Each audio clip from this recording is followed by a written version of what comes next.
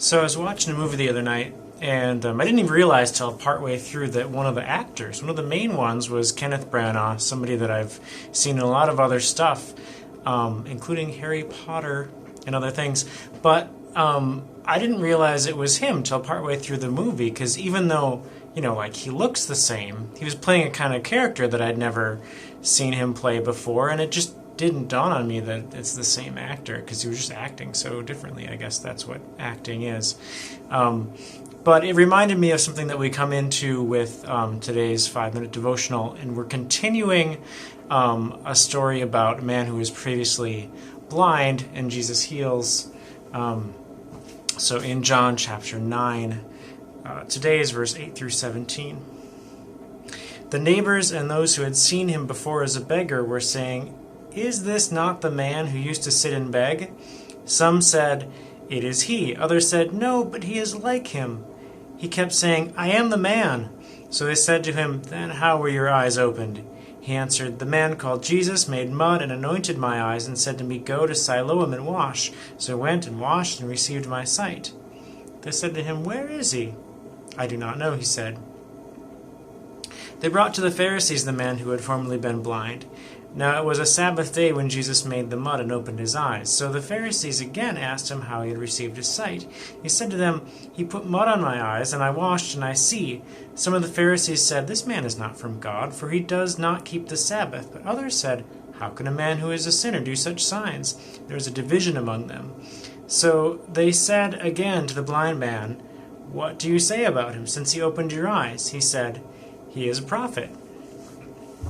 So this guy, who a lot of people would have recognized because he would sit and beg in a public place, and he was blind, and Jesus makes him no longer blind, and he's got this transformation in his life, and certainly this is like a big one that is sort of like a big obvious difference. But a lot of times when people encounter God for the first time, there's a big obvious change.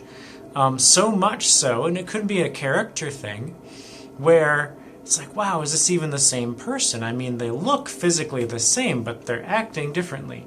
And so to the point where, with this guy, they're like, I don't know, I mean, he looks like that guy that used to be there, but I don't think it's him. And he's like, yeah, it's me. Well then, what happened to you? What changed you? Well, he met Jesus, and Jesus did a weird thing. I told you I was going to tell you about this, so here it goes.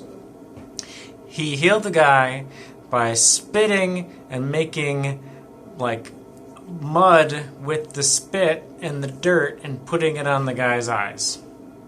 That's pretty weird, huh? Well, there's a couple things we could say about this. One is that using spit to heal was actually something that would happen in the ancient world. So it's possible that Jesus was like, well, this is the way they expect people who are going to do medical things, so I guess I'll do that. Maybe. Also, hey, he's using clay to do something, to create something. That's kind of Genesis 2 God-like as well. But I think he might also be trying to stick it to some of the religious authorities.